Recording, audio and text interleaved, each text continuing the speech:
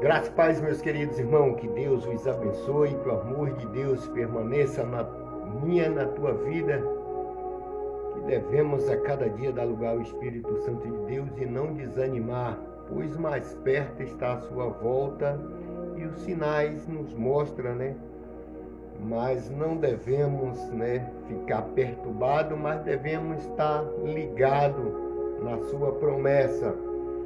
Pois quando os discípulos queriam saber, sobre a respeito da sua volta, Jesus disse que não cabia, eles saber, mas que esperasse ser revestido do Espírito Santo, Atos 2.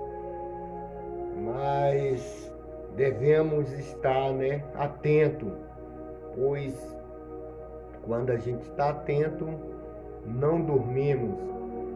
Porque Paulo fala na sua epístola, de 1 Tessalonicenses, capítulo 5, que nós não somos da noite para estar dormindo, mas que viemos estar sempre, acordado para as promessas que Deus nos prometeu. O João também fala que sobre a respeito do ladrão, Se a gente soubesse a hora que o ladrão vinha roubar a casa, nós estávamos vigiando. Então, mas ninguém sabe. Mas sobre a volta de Cristo, a gente temos que vigiar, estar com nossa vida preparada, se santificando a cada dia para que viemos ter encontro com Ele. A noiva tem que estar preparada. A Bíblia nos fala aqui em João capítulo 5, sobre um enfermo, sobre o tanque de Betesda, Algumas Bíblias, algumas tradições falam de enfermo e a NVI fala sobre paralítico, mas a maioria fala sobre enfermo. Sofria ali há 38 anos, à espera de uma cura, de um milagre. Ele estava esperando ali quando descesse um anjo, movesse aquela água, e para que ele fosse colocado ali no tanque, esperasse alguém, que colocasse ele ali no tanque, para que ele viesse ter, uma cura. Mas Jesus passou por ali, para mostrar que ali, não estava curando. Era simplesmente, se a gente for olhar para o texto e se a gente for olhar para as escrituras, quando Jesus cita isso lá sobre a respeito disso lá em Lucas capítulo 4, no verso 19 a 20 a seguir. Então, que havia muitos enfermos, ali, leprosos, então, mas nenhum deles foi curado, a não ser Naamã.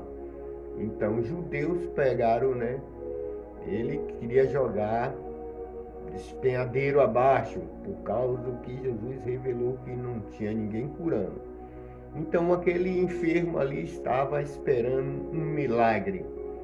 Então, só Jesus, que resolveu, aquela enfermidade dele.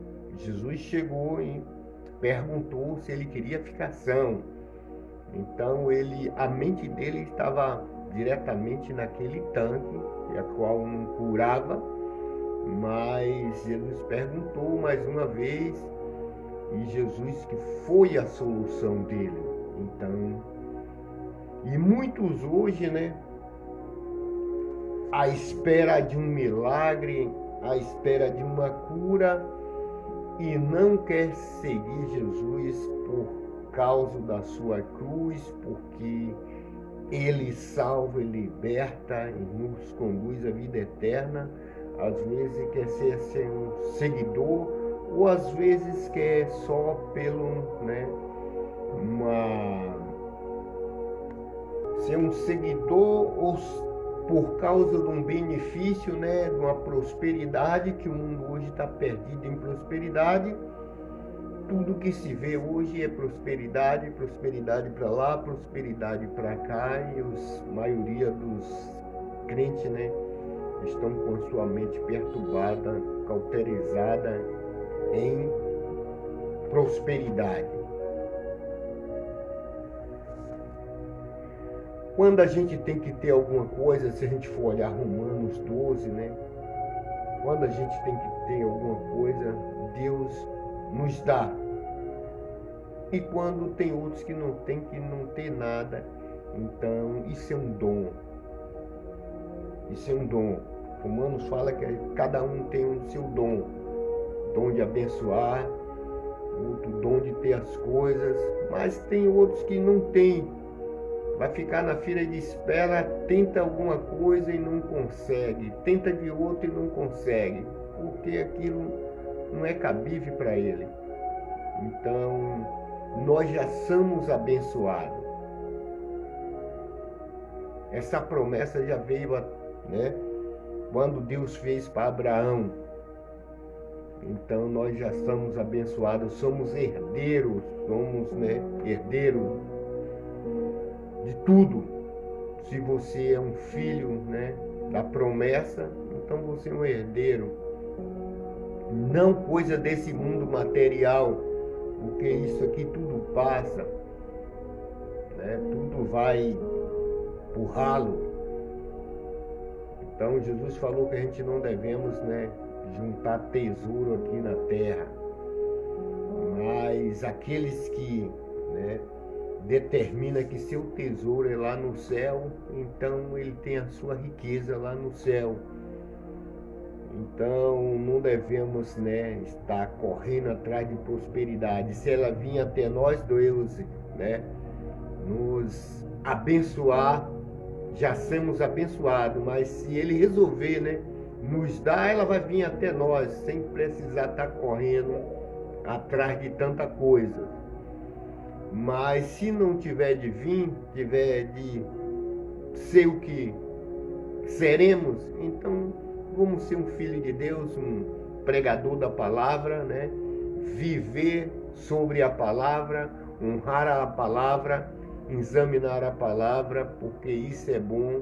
E o bom é ter uma garantia, né, no céu. Jesus fez uma promessa, então Jesus, quando veio nesta terra, né, era dono de tudo, ele é dono de tudo, tudo pertence a ele, mas chegou aqui, né, simplesmente até para nasceu na manjedoura, para andar, para entrar em Jerusalém, entrou no jeguinho, né, filha da jumenta, a qual está lá em Zacarias 9, né, e está nos relatando nos livros sinóticos. Então, mas muitos pensam que Jesus veio trazer prosperidade, trazer riqueza, ao qual Mateus capítulo 5, né, que ele veio para os pobres de espírito. Então, muitos têm as suas coisas, mas não ajudam aos necessitados. Então, isso vai virar poeira. Então, não adianta. Quando Deus tem que te abençoar, tem que te dar alguma coisa, não precisa estar correndo atrás, se esbagaçando, vai para um canto, vai para outro, porque dentro do lugar que você está, você vai ter. Quando Jesus fez a promessa com Abraão, né, que abençoaria ele, então ele foi para um lugar deserto, mas foi abençoado por Deus e ele teve. Mas quando Paulo escrevendo, né, a partir de Tércio, né, escreveu Romanos, foi Tércio, né, mas as palavras são de Paulo, então está escrito em Romano, cada um tem o seu dom. Se o meu dom é de pregar a palavra, viver sobre a palavra, é ganhar pescador de alma, então está eu aqui. Que Deus os abençoe, que o amor de Deus permaneça no meu, no teu coração, e que o Espírito Santo de Deus te guie para onde você for.